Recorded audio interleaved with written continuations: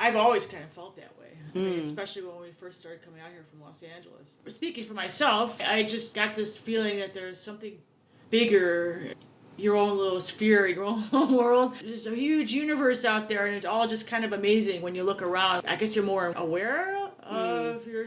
I mean, I don't mean to get overly esoteric. You get a sense that there's more than just the day-to-day humdrum living that, you forget, you know what I mean, to be in tune with things. Right. Hi, and welcome to the Desert Lady Diaries podcast, a weekly conversation with women who found their home in the Mojave Desert. I'm Dawn Davis, and this is episode 88. If you'd like more information about the podcast, it's all at the website desertladydiaries.com, and I invite you to engage with the guests, with other listeners, or me on social media, on Facebook and Instagram at Desert Lady Diaries, or on Twitter at Desert Lady Diary. Hailing from Chicago, singer-songwriter, guitarist Juliette Tworsey, along with her partner Jules Shapiro, formed their band Firebug in the storied neighborhood of Wicker Park. They took the band to Los Angeles and lived in Silver Lake until 2011. Just missed you. I got to LA in 2011. Oh, wow. Okay. When they moved to New Orleans. After 5 years in New Orleans, they decided it was time to move to the high desert in September of 2017 and have never looked back. They are now recording their new record at Clock Tower Recorder in Joshua Tree and live the life they love. Welcome to the podcast. Thank you for having me. Appreciate it. Sure. What was your first experience with desert? I can't really recall a specific occasion, but I do know that when we used to live in Los Angeles, every once in a while, Jules and I, we would just come out to the desert because we like to explore and get out of the city every once in a while. And actually, not only that, we went to Idlewild. I remember now. It's all coming back to me now. Okay. And I just remember being amazed with the geographics of the area, like going from the pines down to the desert. And I was pretty hooked after that, coming from Chicago. And so after that, we had made it a point to come back out here every once in a while. Mm-hmm. And then we also came out here to record at Rancho de la Luna. Okay. In 2011. It was right before we left, yeah. Okay. And so we had been out here a few times prior to that. So by the time we actually came out here to record, we're pretty familiar with the area, yeah. Okay. So when you come to record, what exactly is that process like? My understanding about Rancho is that you can stay there and you do your music and you eat and all that stuff. What has your experience been there? Or am I totally Oh, it was great. It was great. A couple of days we stayed at Brian, the bass player from Eagles of Death Metal. He let us stay at his place. He was out of town at the time, I guess. And so we were able to stay there. And then we also stayed a couple of nights at a motel. High Desert Motel. It's the one right by Sam's? Yes. Okay, we stayed there. Yeah. Yeah, it was just a great experience. Like, we usually start off recording live with the band, tracking the whole band and to get the bass and drums. And so that's how we begin the process. And then afterwards, go back and redo vocals, that kind of thing. I don't remember if we kept any of the scratch vocals, but sometimes we do that as well, depending on how well things are isolated and how well they come out. Yeah, it's great working with everyone over there. Chris Goss, producer Chris Goss is awesome, and Dave is awesome. Dave Ketching, and yeah, it was good, really good experience. Nice. How did you end up hooking up with them to come out here to record? Jules had come into contact, guitar player from Firebug. My partner and husband. I'm trying to think. I believe it was Jules that came into contact with Chris Goss, for his management first. And then Chris Goss came to see us perform at the Viper Room in Los Angeles. And from that point on, we had made it a point to get together and do some stuff, do some work. When you left LA in 2011, when did you arrive in LA? Oh, we've been there for a while. Okay. That's all I'll say. We've been there for a little while. Okay. Yeah. From Chicago? Yeah, from Chicago. Okay. Yeah. All right. Have you been back recently to LA? To Los Angeles? Yeah. On occasion to rehearse, because the other half of our band, our rhythm section, currently resides in Los Angeles. So we go to this rehearsal place in Echo Park over there, and every once in a while. So, okay. Yeah. Changing. It's always changing. Yeah. Unfortunately, recently, we never really get the chance to really explore too much of Los Angeles just because it's so spread out. We're working on something, we're out, Right. It's like if you're on tour, you want to explore, but you don't have time, you're just right. You go in, you play, and you get up in the morning, and you go to the next place. That kind of thing, Yeah. So compare playing in Los Angeles to then going to New Orleans to live and play. Well, I mean, they're totally different, obviously. Where do I start with that one? Well, they're both music towns, obviously. And New Orleans obviously has its own flavor. Literally. Yeah, I know. What an understatement, I know. Good food. Well, did you know people when you lived there? I read a couple articles and it says that you started when you moved went to there. New Orleans, right, we didn't know anyone. Okay, and you did street musicians. We were stuff. flying blind when we went there, or arriving blind, not knowing where to go and stuff. We didn't take too long to meet people. I mean, it's a lot smaller than Los Angeles, so obviously, like, everything's more condensed in the music community. It's easier to, work your way around meeting people kind of thing. Whereas in Los Angeles, you could be there for a few years and still feel like you don't know anyone. Right, yeah, true. Unless you arrive knowing people, you know what I mean, prior to getting there, that kind of thing. Yeah. So it's very different in that sense that, like, there's a lot of street culture there, you know what I mean? The venues and the bars. Everything's in and out. Like, everything spills out into the street. So, like, there's a lot of street culture. People, like, are very social. It's a very social place. And we did play on the streets. Had you ever done that before? And the French Quarter? No. Oh, that was a first. Yeah. It's a cultural thing there. A lot of people, we've seen so many, when we first moved there, we encountered so many musicians on the street, and many of who are really talented. And actually, it's kind of shocking because it's like, why, like, to see such talent on the street, at the same time, it's, it's obviously inspiring. So we're like, well, why don't we try that? And you Might did. as well, Right. Yeah, I mean, it's good practice. You really hone your chops doing that. How long was it that you were doing that before you maybe got into a venue where you started playing? Oh, we were playing venues and playing right away. on the streets. Okay. Gotcha. Yeah, simultaneously. Because, when you play on the street, it's not like you have to, like, work out this booking, No. like Just set up. Hey, can I play? Do you have room for us today? Or a month from now, 2 months from now, or whatever, You just go. If the weather is okay, it's not raining or whatever, it's not too hot or too cold, and you just, within a certain time that you're allowed to play, and if there's an open slot, you just go and you set up, you know what I mean? And so we did that, quite a bit for, I don't know, probably over a year, maybe almost, a year and a half or so. Wow. I enjoyed it. It was, there were times where it was rough. I mean, it's not like anyone's rolling out the red carpet for you like you're playing on the street. It's definitely an experience because you get to try out all kinds of material. No one's telling you, you have to fit within these certain parameters to fit, at this venue or this particular night. So you get to try out a lot of different songs and material. That's cool. And see what people like. People from different walks of life, different age groups, and, like, different demographics. So it's like, we definitely learned a lot from that. It helped us grow a lot. And it helped us grow our repertoire a lot. So when we did play in venues, certain venues have it, like, a certain style or genre that they want to focus on maybe on a specific night, or, we expanded our set list, I guess you could say, to the point where we had several set lists, so we could say, okay, let's do this, let's go in this direction when we're playing over here, or maybe not, so it was cool. So you spent 6-8 years there? No, not that long. Not that long. A little over okay. 5 years. Oh, 5. Okay. And then was it coming then to Joshua Tree? Yes. Then we and how did that decision come along instead of going back to, say, Silver Lake or Echo Park? How did that decision come about? Economics, mainly. No, that's not the only reason. But a big part of it was cost of living. One of the reasons why we left Los Angeles is because it had become so expensive to live. And I'm just being honest. I mean, we loved it. We didn't want to leave, really. We didn't want to. Me but either. It was like, unless you are on a major label or a larger indie and you're making some kind of real income, right, with your art or your music, it's a hard place to continue to be an artist. So that's why we left and we went to New Orleans. And as much as we love New Orleans, really started to miss the West Coast. Okay.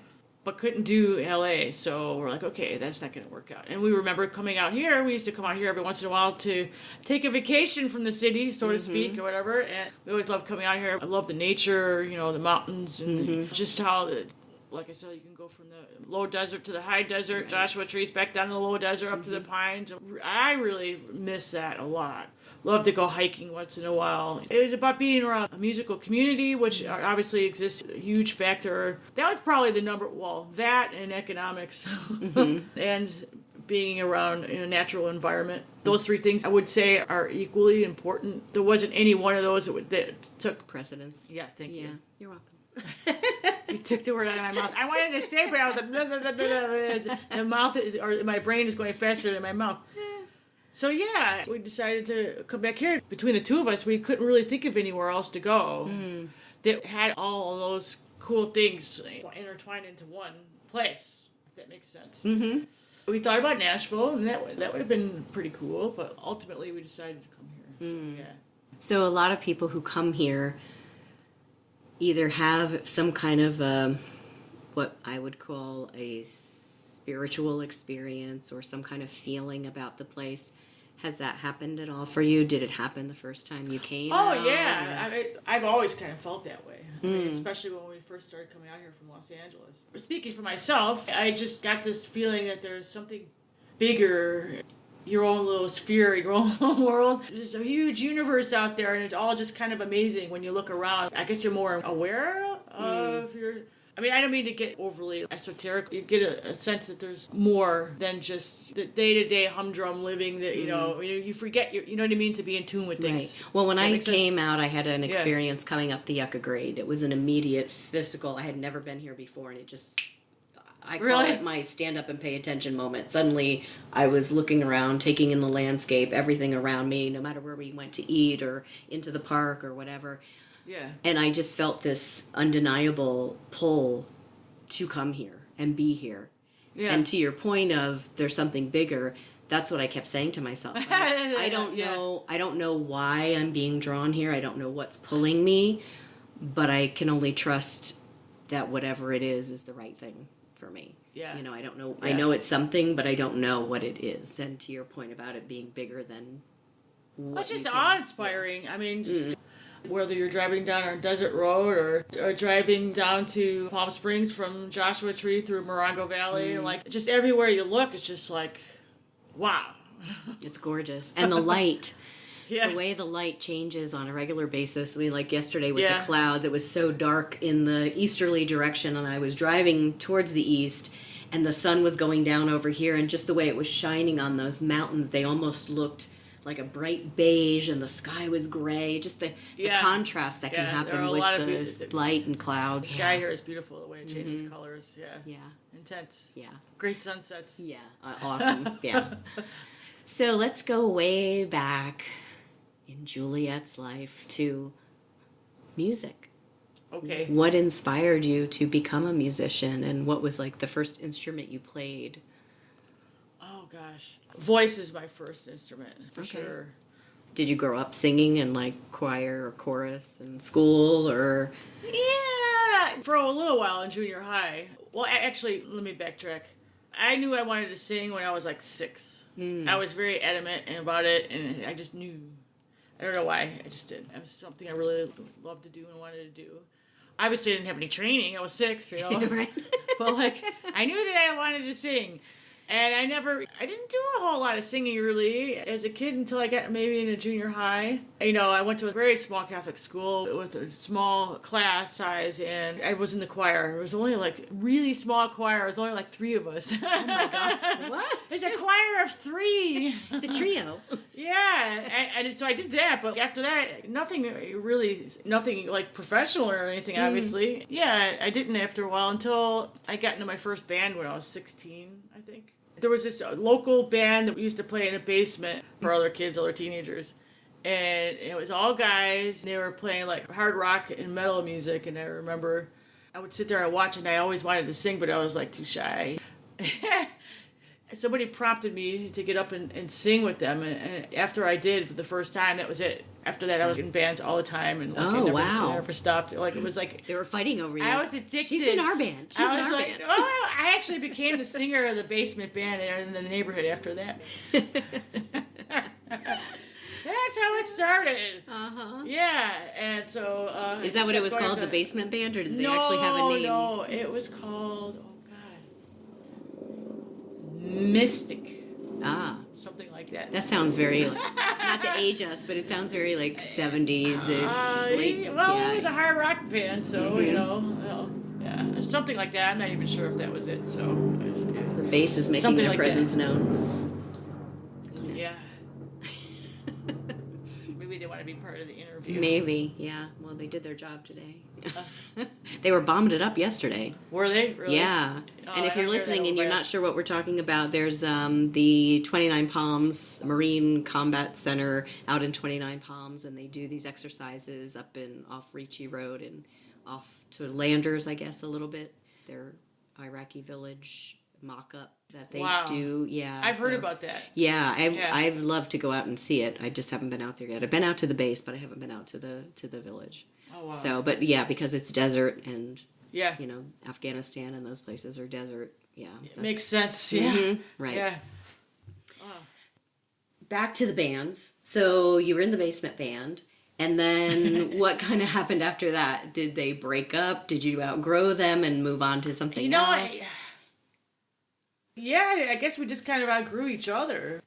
It wasn't serious, really. It was just a bunch of kids getting together, like jamming, having fun and stuff. Mm-hmm. After that, I just went on a hunt trying to form bands. And it was a rough road, especially being a woman in rock. I admittedly had a tough time. There's a lot of biases and things like that. Wow. Oh yeah, I mean, especially when you want to be a strong figure, you know what I mean. You want to be, a woman singer or a rock singer, but not like necessarily a pinup, Right. like, ooh, look at me. Right. Not that there's anything wrong with that, but that was just never my thing. You know what I Right. mean? So like, it took me a while to kind of figure out a place, and it took me a while. The first real thing that I came into was probably Firebug, like the first serious band where this is like where I belong kind of thing. There were a few years where I didn't play music at all because I just didn't have the time. That happens. I was working, like running around, Chicago like a chicken with my head cut off, working 3 different jobs, and, taking public transit, and that takes time. So by the time that at the end of the day, it was like You're exhausted. It was like sleepy time. Yeah, exactly. Yeah. Not time to go out to the bars and play. No. Yeah. Although I did work at a bar for a while. Well, I worked at a few bars. But I did work at a blues bar in Chicago for a while. Oh, wow. And that was a huge influence on me. I used to get up and sing over there once in a while. Uh-huh. Like towards the end of the night, they had a 4 a.m. license. Okay. In Chicago, that means 5 a.m. on Saturdays. Okay. So they had 2 rooms with 2 stages, and so when one band would stop, the other band would start on the other side. But like towards the second to last set, towards the end of the night, sometimes I would get up and sing with some of the musicians there. It was that's great. fun. Yeah. They still, obviously, I'm sure, they have some of the best musicians, blues musicians. Mm-hmm. I was really influenced by the blues, growing up with rock music, and I grew up with a lot of soul music. I grew up listening to a lot of different things. I never really went in one particular direction with regards to my influences or anything like that, but that really solidified my love for the blues even more working there. So I said that I didn't play music for a few years, which is true, like not in a regular band, but I did get to do that once in a while. So Yeah. yeah. Get your fix, as I call it. Yeah. Yeah. It was, yeah. Yeah. Cool. So, coming to the desert to live, were there any surprises or things that you weren't expecting that happened in, say, in the first, 6 months of being here?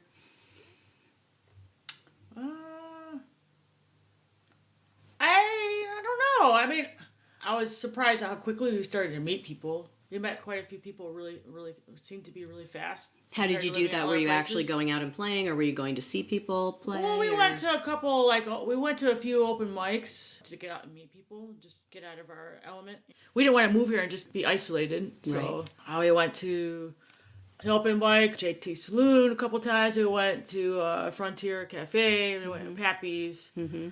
And then they used to have one at Landers Brew out in Landers. We went to that a couple times, and that helped a lot because we met some people there, and then we started getting shows booked, and then we're meeting people that way, and then we started to get booked on other things as a result of doing that. Yeah. So, yeah, that was a surprise because usually it takes, it could take a little bit longer to meet people, especially coming from big places like Chicago and Los Angeles, where sometimes it take, like, if you're going in not knowing anyone.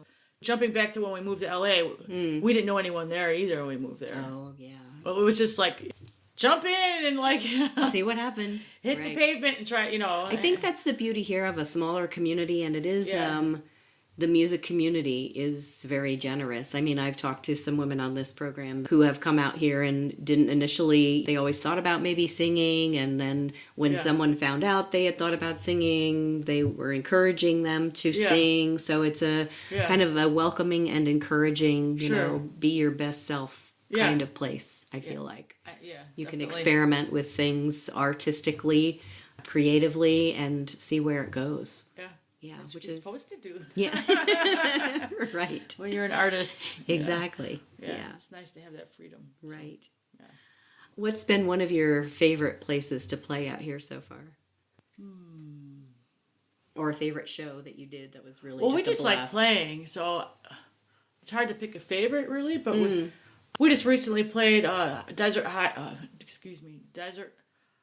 was it the High Hookaloo? I always botch the pronunciation. I know Kevin's going to kill me if he hears this episode. Hookilau. Thank you. Yeah. We just played that festival about a week and a half ago, and it was great. We had a lot of fun. A lot of great artists, you know, and musicians. And the Palms is just a lot of fun. And then we love the place, and, you know, and Kevin and Laura are awesome.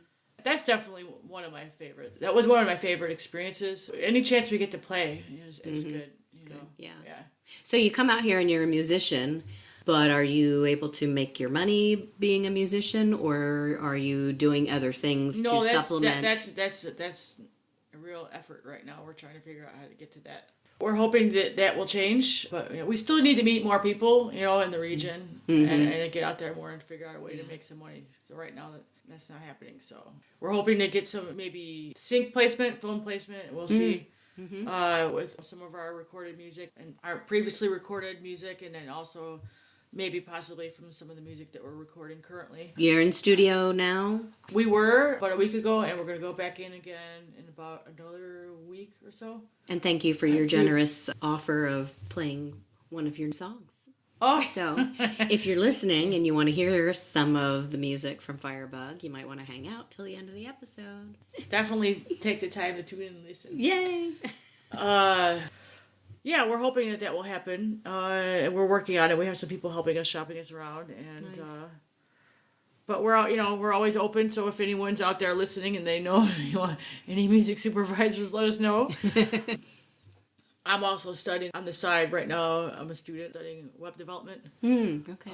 Software development. That's a process. And sure. It's taken some time, but I'm working on it. Good. Yeah.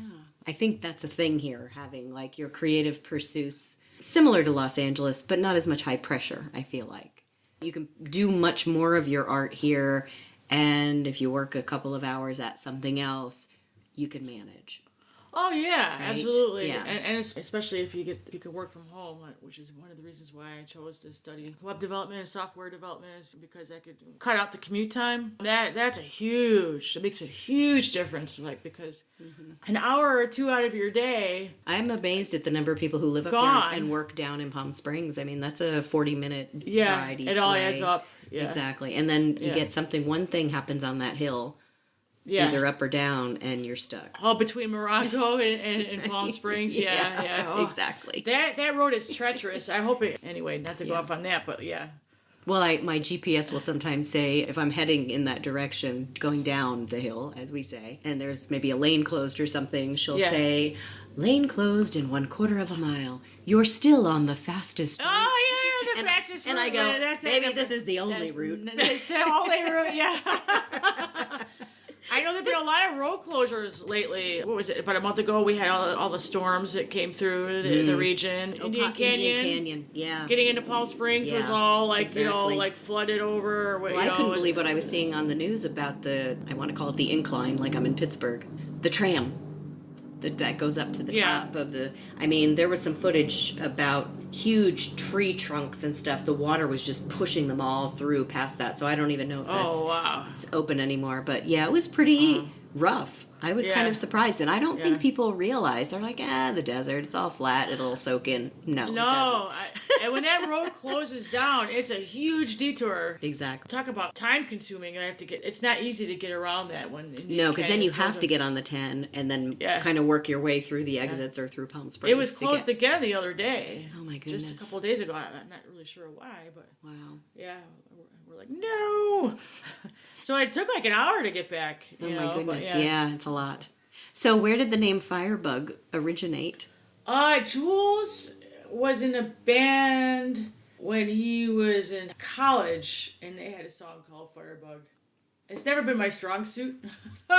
Coming up with names for bands for some reason, I don't know. And a lot of pressure. He came up with the name, and I was like, okay. We agreed on it. It was short, simple, easy to remember. That's really important. It's one thing you want to like factor into a decision, or you should. I think you should. Sure. When you have a band name, and it was not taken. We're able to get a trademark for it. Oh, great. Yeah, after we trademarked it, there were a couple of other bands that wanted to get the name, but we had it. So good for you. Yeah, that's good. So it stuck. Yeah. Is Joshua Tree and the high desert the last stop for Juliette? Wow. That's a heavy question. I don't know. I mean, it could be. Probably. I don't know. I mean, I know you never know where this life is going to take you. You know what I mean? I would say there's a strong chance. Strong possibility. Yeah. Yeah. I don't see going back to Chicago other than to visit family. Yeah. In the summer. In the summer, yeah. Oh my God, the winters. Oh. I grew up in Jersey, so not quite as bad, but I know Chicago. Yeah. Oh my God, the winters are just, they're brutal. Yeah. And you get the wind chill. I mean, it's windy here, but it's windy there with the cold and the lake effect and all that. Oh boy. Yeah. It's something. So. Well, thank you very much for coming and talking to me today. But before I let you run away, for my Patreon supporters of the podcast, for which I do a segment called Diary Unlocked, I would appreciate you choosing 4 numbers between 1 and 50, and then I'll read those questions, and then we'll go answer them. Between 1 and 50? Mm-hmm. Okay, let's go 3, 7, 22, 39. 39. Everybody goes for 3. I'm going to have to switch it out because Are you serious? It's getting worn out. I just randomly I know. Put any, it's funny to kind of be an observer of that and see which numbers come up often. Maybe I should play them on a lottery ticket or something at some point. Okay, so the first question will be, what's your favorite driving or road trip music? Any advice for a previous boss? Then we'll go to, how would your best friend describe you? And last will be, finish this sentence. The world would be a better place if. So if you would like to hear Juliette's answers to those questions, please go out to desertladydiaries.com, click on the support page, and check out the Patreon support option. Thanks again for being here. Thank you. Juliette also generously provided a Firebug song that you'll hear at the end of the episode, so stick around. If you're listening to this episode on its original release date, you can see Firebug play at the Redwood in downtown LA on June 1st with a couple of other bands. I've spent a few nights there. It's a pretty cool bar. They'll also be playing at the Idlewild Brew Pub, a little closer to home, in Idlewild on June 15th. And they'll be part of the Idlewild Strong Benefit, which is on August 16th. If you're unfamiliar, the benefit is going to raise funds for the town of Idlewild. They suffered pretty badly during some wildfires and then some flooding in the past year. So they're just trying to get back on their feet up there. And now my friend Jean Paul is going to tell you about his podcast. Science fiction stories and interviews blasting straight out of the Mojave Desert and beyond. Space Cowboy Books presents Simultaneous Times Podcast. Free to stream on your favorite podcast player. Find out more at spacecowboybooks.com. And be sure to visit our store in Joshua Tree, California. And last, if you're going to the Joshua Tree Music Festival this weekend, come by Sandra Gooden's Infinite Love photo booth and say hello. Sandra's been on the podcast, so if you missed it, check it out. It's episode 52. Next week, I'm talking to Joshua Tree artist and educator Adrian Yannick. Thanks so much for listening. Here's that Firebug song, Paradise. Lord, there's a mountain over me. So high sometimes I just can't see.